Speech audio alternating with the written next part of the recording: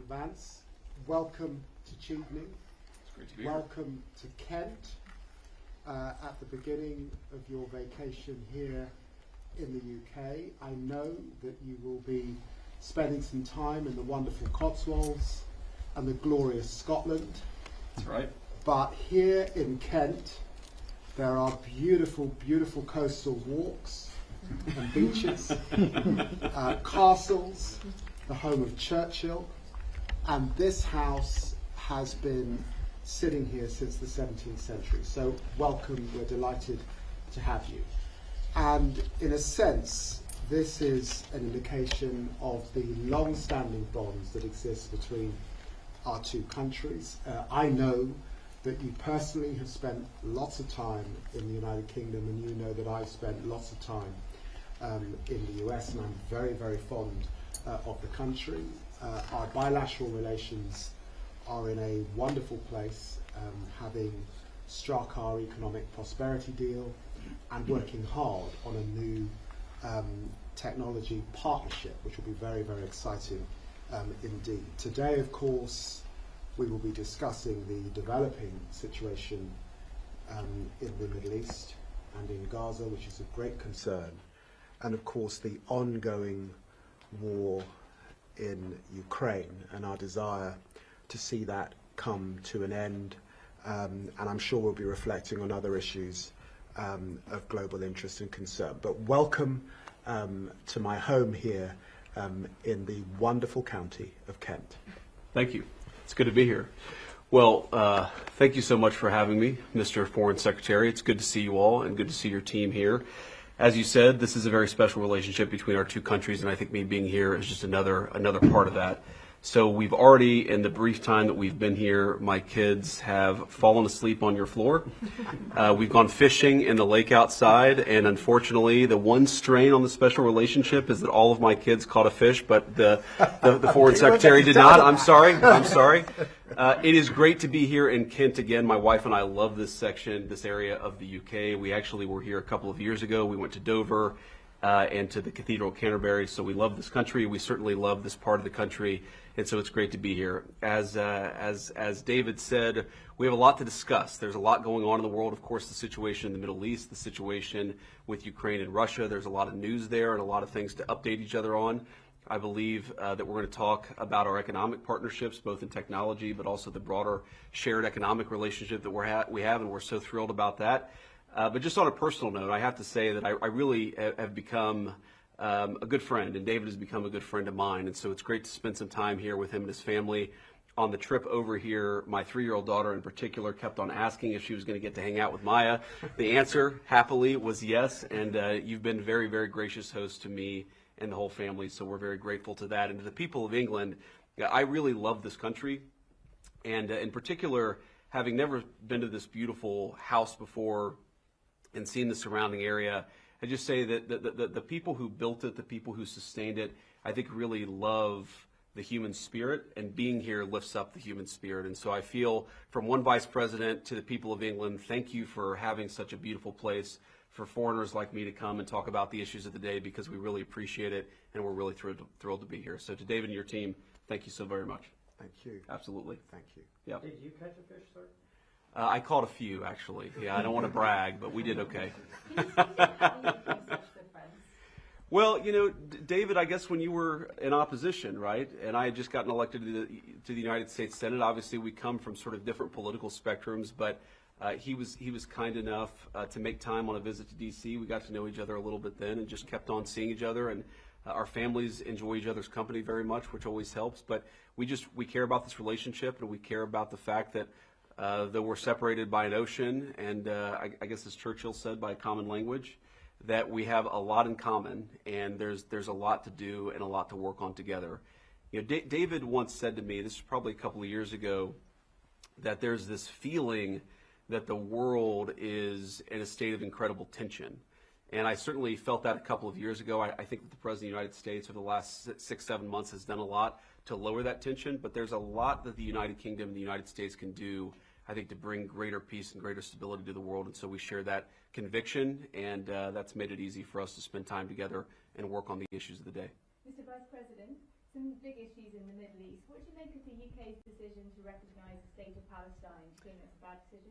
Well, it's one of the things that we're going to talk about. Obviously, the United Kingdom is going to make its decision. We have no plans to recognize a Palestinian state. I don't know what it would mean to really recognize a Palestinian state, given the lack of a functional government there. You know, what the president has made very clear is our two goals are very simple right now vis-a-vis the situation in Israel and Gaza. Number one, we want to make it so that Hamas cannot attack innocent Israeli civilians ever again, and we think that has to come through the eradication of Hamas. Second, the president has been very moved by these terrible images of the humanitarian crisis in Gaza, so we want to make sure that we solve that problem. I think all of us can work on how to solve that problem. Obviously, it's not an easy problem to solve, or it would have already been dealt with, but we share, I think, that focus and that goal. We may have some disagreements about how exactly to accomplish that goal, and we'll talk about that today. Mr. Vice President, what do you make of President Trump's comments last week about you the likely front runner in 2020? I don't want to talk about lowly things like politics in this grand house. Come on. Look, I think my view on the politics of 2028 is I'm not really focused even on the election in 2026, much less 1-2 years after that. And if we do a good job for the American people, the politics will take care of itself. So I'm going to try to do a good job for the American people, just as David's trying to do a good job for the people of the UK. Mr. Vice President, was the president given a heads up about Israel's intention to occupy Gaza City? I'm not going to speak to private conversations between the Israeli government and our government. I think the president obviously has been very clear about his goals, about what he wants to accomplish in the Middle East, and he's going to keep on doing that. The president, as you know, speaks to these issues commonly. I'm sure that he'll talk at some point to the media about his response to what's happened or what was announced earlier today in Gaza. But our goals are very clear. We want to make it so that Hamas can't attack innocent people. We want to solve the humanitarian problems in Gaza. We're working incredibly hard, the president and the entire team, to make sure that happens. I mean, we've been in constant negotiations and conversations, even the last 24 hours, about how to get more aid into Gaza, about how to solve that humanitarian problem, and also how to get Hamas to a position where they can't continue to threaten the citizens and the civilians of Israel. So there's a lot of work to do there. There's a lot of common objectives here. There is some, I think, disagreement about how exactly to accomplish those common objectives. But look, it's a tough situation. Of course, we're not going to know exactly how to solve a very complicated problem. As the president has said himself, that people in some ways have been fighting for thousands of years. If it was easy to bring peace to that region of the world, it would have been done already. Mr. Vice President, you've expressed some concerns in the past about free speech in the United Kingdom and Europe more broadly. Do you bring any kind of a message to the Foreign Secretary today on that subject? Well, I'd say I've raised concerns about free speech in the United States of America. I think the entire collective West, the transatlantic relationship, our NATO allies, certainly the United States under the Biden administration, got a little too comfortable with censoring rather than engaging with a diverse array of opinions. So that's been my view. Obviously, I've raised some criticism and concerns about our friends on this side of the Atlantic. But the thing that I'd say to the people of England or to anybody else, to David, is many of the things that I worry most about were happening in the United States from 2020 to 2024. I just don't want other countries to follow us down what I think was a very dark path under the Biden administration. So in the spirit of having a good conversation, and recognizing the Secretary has a lot of things to do, unless you want to say anything else. Okay. Thank you all so much. Good to see you all. Thank you. Can I just ask just one more question? If it's the Foreign Secretary, yes. I'm done answering questions.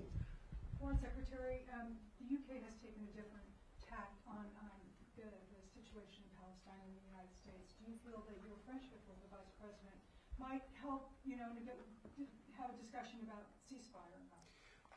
You know, Prime Minister Starmer is either meeting or discussing these issues with President Trump on a weekly basis, and I am doing the same with Secretary of State Rubio or Vice President Vance. And the truth is, what we all want to see is a ceasefire. What we all want to see are the hostages come out.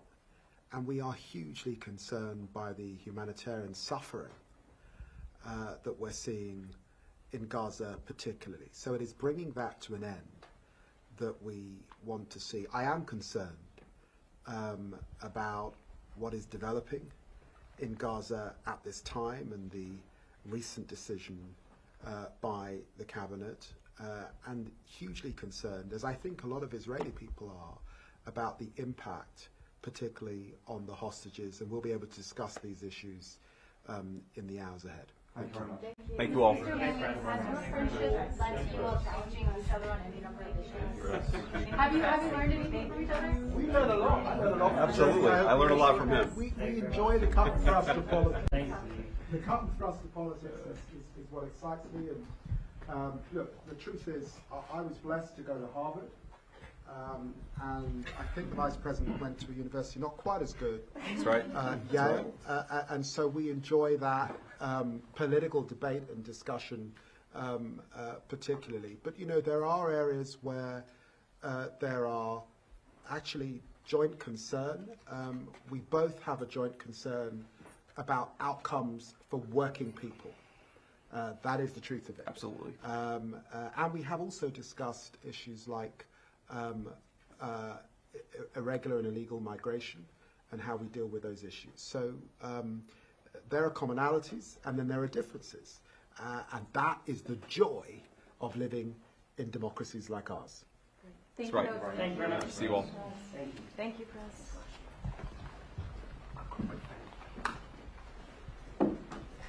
As the President says, you want any press conference not to say breaking news. It says breaking news.